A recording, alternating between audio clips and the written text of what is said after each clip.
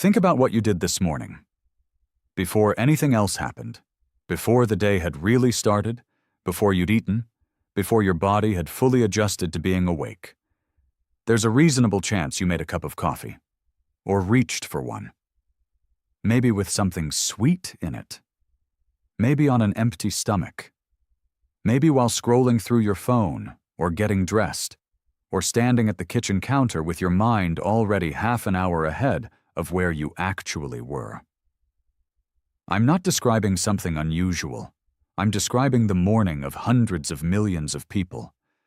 Coffee is the most widely consumed psychoactive substance in the world, and it is so deeply woven into daily life that most people have stopped thinking about it as something they're doing at all.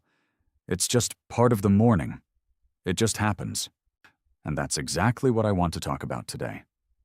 Not whether coffee is good or bad. That conversation is more complicated than it's usually presented, and I'll get to that. What I want to talk about is something more specific, and something that I've watched affect people in ways they almost never trace back to the cup in their hand. The way you drink it. The details nobody thinks to question. The patterns so established they've become invisible. Because those details, the timing, the contents, the context, the frequency, they change how the body responds. Sometimes subtly, sometimes not so subtly. And after years of the same daily ritual, those small differences accumulate into something worth paying attention to. I've been seeing patients for a long time. Long enough to have developed a habit of my own. The habit of asking about the small things. Not just the obvious questions about diet and exercise and sleep. The granular questions. What time do you eat breakfast? What do you put in your coffee? Do you feel different in the afternoon than you did 10 years ago? These are the questions that tend to produce the most interesting answers. Because people have usually thought carefully about the big things. They know whether they exercise or don't. They know approximately what they eat. But the small things, the reflexive, habitual, automatic small things, those have often never been examined at all. Coffee comes up constantly. Not as a complaint, usually. People don't come to me and say, "I think my coffee is causing problems." They come with something else. Fatigue they can't explain, an energy that crashes in unpredictable ways, a restlessness or anxiety that has crept into their days without an obvious cause, a sense that their body is somehow less regulated than it used to be. And when we start pulling on the thread of their daily routine, coffee is almost always part of the picture. I'm not going to tell you to stop drinking it. I want to be straightforward about that from the beginning. What I want to do is share with you what I've observed, what I think is worth understanding, and why the details of how you drink it matter more than most people have ever been told. Let me start with something that strikes me as one of the most common and least examined habits in modern life. Drinking coffee first thing in the morning, before anything else, on a completely empty stomach. This is the norm for a very large proportion of the people I see. They wake up, the coffee goes on, and that's the first thing the body receives, sometimes within minutes of getting out of bed. No water, no food, just coffee. And it feels right, because the ritual is familiar, because the effect is immediate, because the morning doesn't quite feel real until it happens. But here's what's actually happening inside the body during those first moments. When you wake up, your body is in a particular state. It's been fasting for however many hours you slept. Cortisol, a hormone that, among many other things, helps regulate blood sugar and energy availability, is naturally elevated in the early morning. This is a normal and important part of the body's daily rhythm. It's part of how you wake up feeling capable of facing the day. Your cortisol is doing its job, helping to mobilize energy and sharpen alertness before you've taken a single sip of anything. And then you drink coffee. Caffeine has a well-established relationship with cortisol. It stimulates the adrenal glands and pushes cortisol levels higher. When you drink coffee first thing in the morning, At the moment when cortisol is already near its natural peak, you are layering stimulation on top of stimulation. The body is already elevating your alertness. You are adding a significant push on top of that. In the short term, it feels effective. But what happens over time is the more interesting question. The body adapts to what it experiences consistently. When cortisol is repeatedly pushed beyond its natural range, the adrenal response begins to shift. People who have been drinking coffee on an empty stomach every morning for years sometimes find, gradually, that the coffee doesn't work the way it used to. They need more of it. The lift is shorter.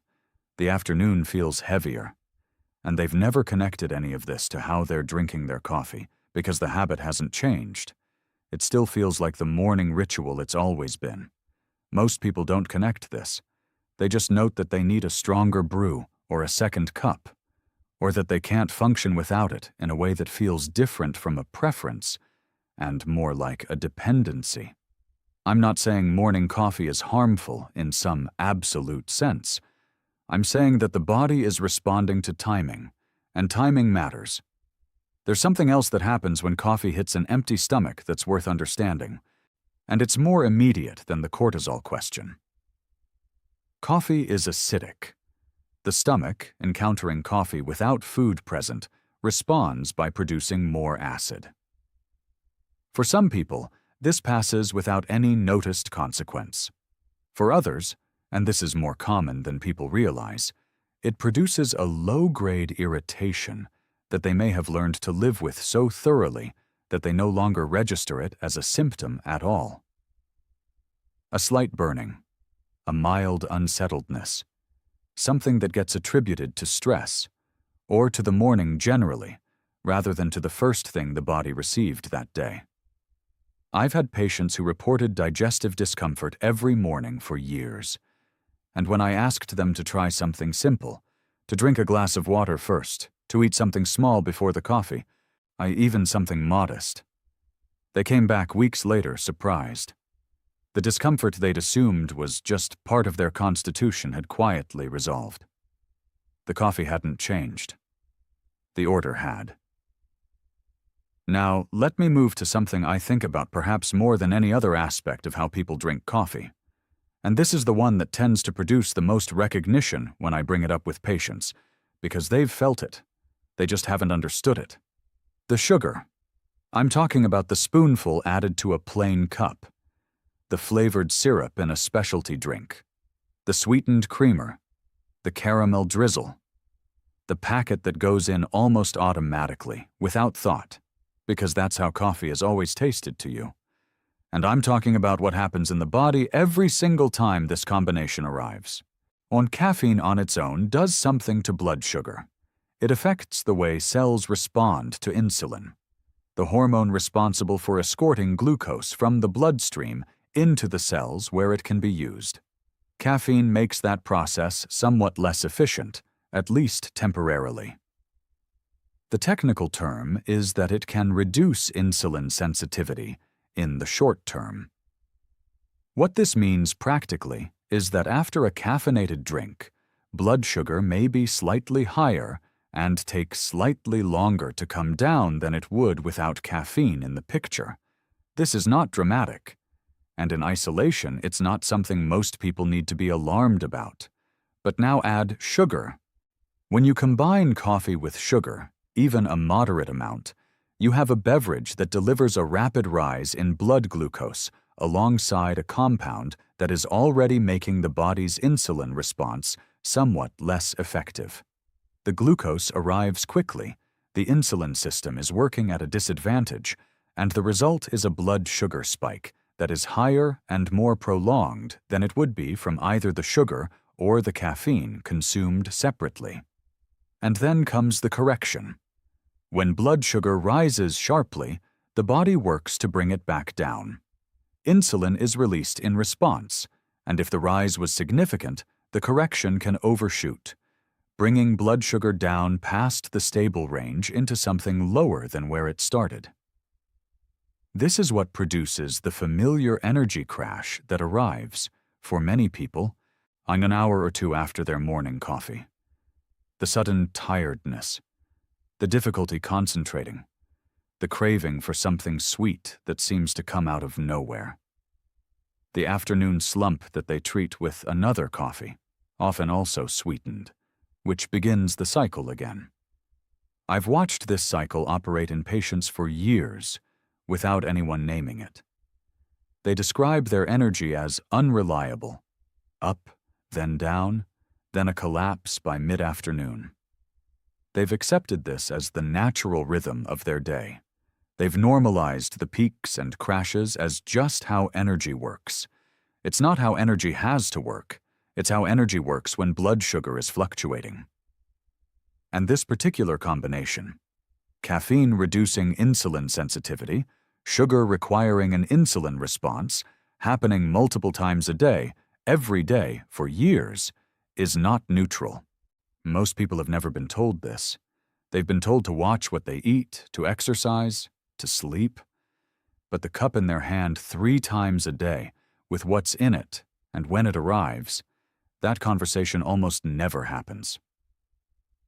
There's something I want to describe that sits alongside the sugar question, and it has to do with what people pair with their coffee beyond the contents of the cup itself. The modern coffee experience, for a large portion of the people I see, involves a pastry, a muffin, a slice of something sweet, a biscuit, a piece of toast with jam. The coffee and the sweet thing have become a unit. They belong together. They're expected together. The ritual includes both. And from a blood sugar perspective, the effect of that combination is more significant than either element alone. Or coffee is almost always consumed quickly relative to a full meal. People drink it in minutes, not the 20 or 30 minutes they might take over breakfast. And when a rapidly consumed caffeinated beverage is paired with something that's high in refined carbohydrate, something that also raises blood sugar quickly, the combined effect on glucose regulation is more pronounced than when those foods are eaten as part of a larger, slower, more varied meal. The speed matters. The context matters. A small amount of sugar consumed slowly as part of a meal that includes protein and fat and fiber produces a very different blood sugar response than the same amount of sugar consumed quickly in liquid form alongside caffeine. The body sees these as different events, even when the calorie count looks similar on paper. I've had patients who changed nothing except this. They stopped pairing the sweet thing with the morning coffee, or made the coffee part of a proper breakfast rather than a standalone ritual. They noticed differences by mid-morning, less of the crash, more sustained attention. Small changes that surprised them with their clarity. I want to talk about timing in a broader sense, because I think this is one of the most underappreciated dimensions of how coffee affects the body. Most people have a coffee schedule that was established at some point in their lives and has remained essentially unchanged since. First thing in the morning, maybe one around midday, sometimes one in the afternoon. The schedule made sense at some point, and it persisted because it became habit. Much because habits don't require re-evaluation unless something goes wrong. But the body's relationship with caffeine is not static across the day. Caffeine has what's called a half-life, the period of time it takes for the body to eliminate half of the caffeine consumed. This varies considerably between individuals, depending on genetics, liver function, certain medications, and other factors. But for most adults, the half-life of caffeine is somewhere between 5 and 7 hours. This means that a cup of coffee consumed at 2 in the afternoon still has a meaningful amount of caffeine circulating in the body at 8 or 9 in the evening. Not enough to feel dramatically stimulating. Unnecessarily, the body adjusts, but enough to interfere with something that is far more important to overall health and metabolic regulation than most people appreciate: sleep. Caffeine works in part by blocking adenosine, a compound that accumulates in the brain over the course of a waking day and progressively increases the drive toward sleep. Caffeine doesn't eliminate fatigue, it masks the signal. And when that signal has been masked by afternoon coffee for months or years, the quality of sleep can be affected in ways that are subtle enough to be attributed to other causes. Difficulty falling asleep, lighter sleep than usual, waking more easily, a sense of not feeling fully rested even after a reasonable number of hours. And here is where this connects back to everything I've been discussing, because this is where it forms a loop that I see repeatedly in patients. Poor sleep, even modest reductions in sleep quality, affects insulin sensitivity the following day. A body that did not sleep well is a body that will handle blood sugar less efficiently the next morning, which means the first coffee of the next day, particularly if it contains sugar, particularly if it arrives on an empty stomach, will produce a more pronounced blood sugar response than it would in a well-rested body. The crash that follows will be steeper. The craving for more coffee or something sweet will be stronger. And so the cycle continues, with the afternoon coffee contributing to the poor sleep that makes the next morning harder, and the next morning's coffee responding to that difficulty in a body that's already metabolically stressed. I've watched this pattern operate across years. It is not one thing causing another in a clean line. It is habits interlocked with one another, each affecting the conditions in which the others operate. And the entry point into that loop is often the simple question of when the last coffee of the day happens. There's one more dimension I want to discuss, and it's perhaps the most personal. How you feel after coffee. This sounds obvious. Of course, people know how they feel after coffee. But when I ask patients to describe this in detail, not the general "it wakes me up," but the specific, granular, honest account of how their body responds, what I find is that many people have an experience they've been ignoring or have reinterpreted in ways that let them continue without adjustment. Some people, after coffee, would feel alert and clear-headed and focused. Their concentration improves. Their mood lifts slightly. They feel, as they often put it, like themselves. And for these people, coffee is doing largely what they believe it's doing. But other people, and this group is larger than the coffee industry would suggest, have a more complicated experience. There's the alertness, yes, but alongside it, or following it, there's something else. A slight tremor in the hands they've stopped noticing. A heartbeat that seems to quicken in a way they've classified as normal. An edge of anxiety or restlessness that they attribute to the demands of the day rather than to what arrived in a cup 40 minutes ago. A jaw that tightens. A stomach that unsettles. A headache that appears with a regularity that should prompt questions but doesn't. These are signals. I'm the body communicating through sensation, as it always does, about the effect a particular substance is having on particular systems. And what I find, again and again, is that people have learned to talk themselves out of those signals. They've decided the tremor is just how they are. The anxiety is just life. The stomach discomfort is stress. The headache is dehydration, or the weather, or the screen. Everything except the cup of coffee that preceded it, because the coffee is the constant. It's always there, so it can't possibly be the variable. One of my patients, a woman in her mid-40s, accomplished, someone who managed considerable demands both professionally and personally, came to me describing what she called a background hum of anxiety that had been with her for so long she'd stopped thinking of it as a symptom and started thinking of it as a personality trait. She was consuming 4 cups of coffee a day, starting on an empty stomach at 6:30 in the morning. Each cup was lightly sweetened. She'd been doing this for most of her working life. I didn't tell her to stop drinking coffee. What I asked her to do was to pay attention. to track, for 2 weeks, how she felt at different points of the day relative to when she'd had coffee. To notice the anxiety, and ask honestly whether it seemed to rise and fall in relationship to the caffeine. To observe without judgment, just observe. So she came back 2 weeks later having already made changes on her own. She'd moved the first cup to later in the morning, after a proper breakfast. She'd reduced the sweetener. She'd cut the afternoon cup entirely. And she described the change in her body's background state as something she found, in her own words, difficult to fully explain. The hum was quieter. Not gone, but quieter.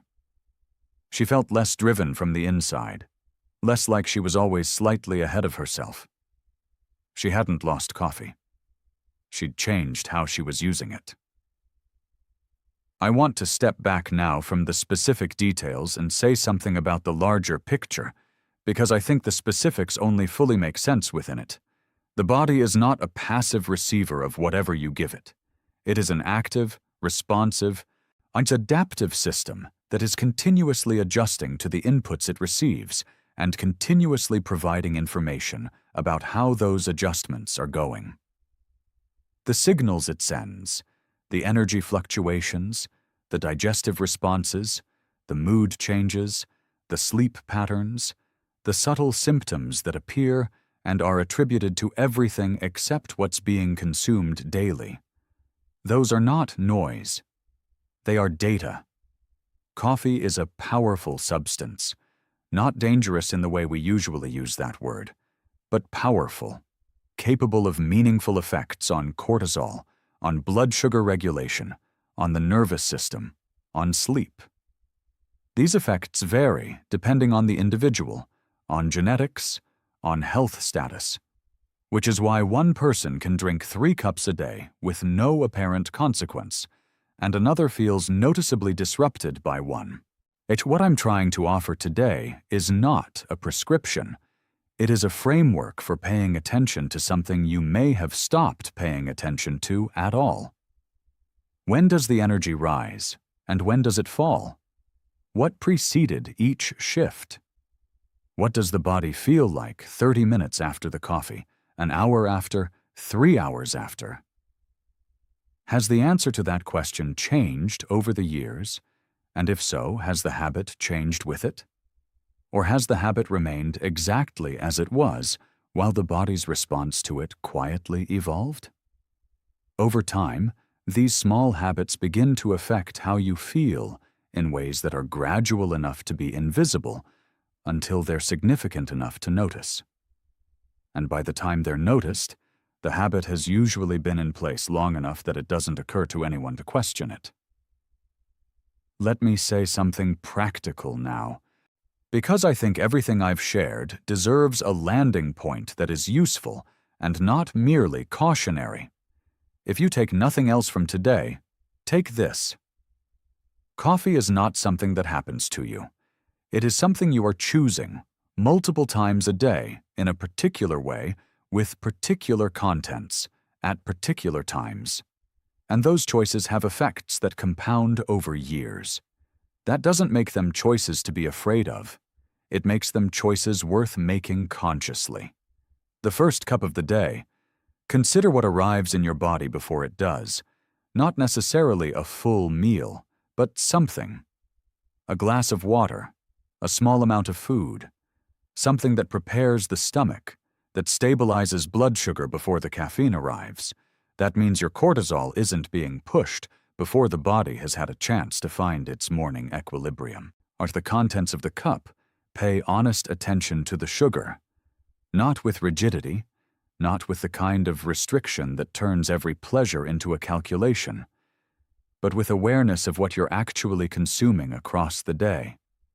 The sweetened morning cup is often the first of several blood sugar events, and how it's managed sets something of the tone for how the body handles glucose for the rest of the day.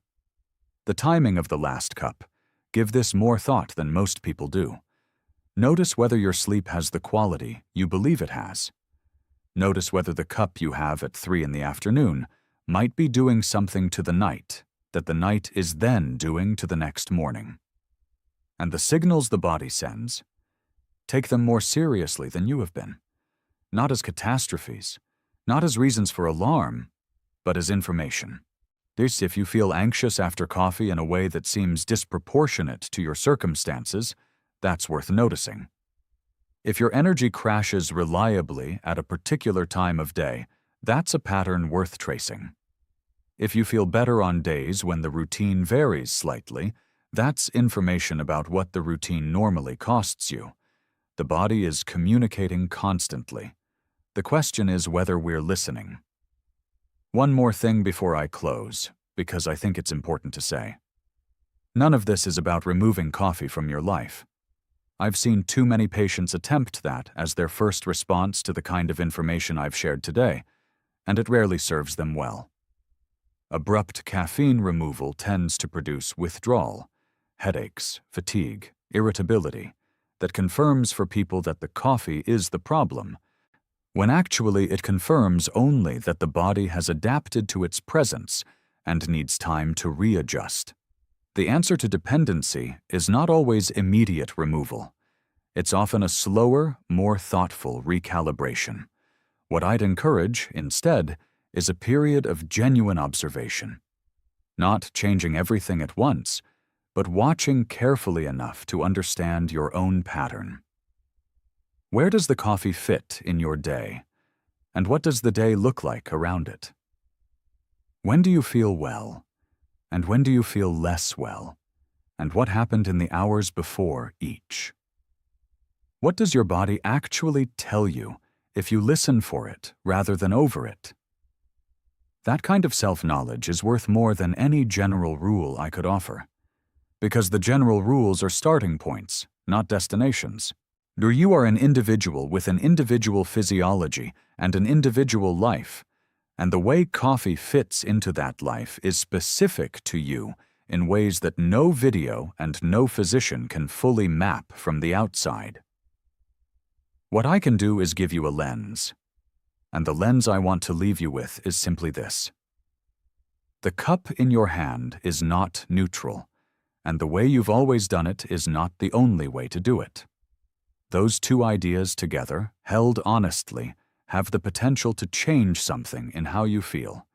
Not dramatically, not overnight, but in the way that small, accurate adjustments tend to change things.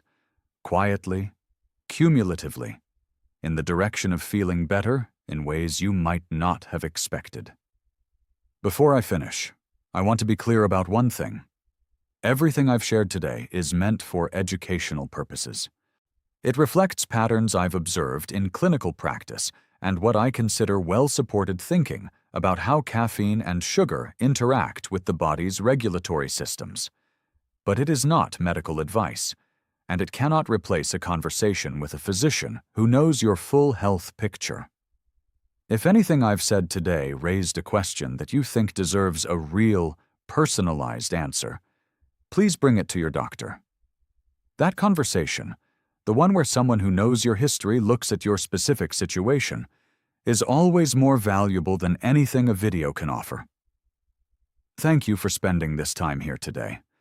I hope something in what I've shared is useful to you.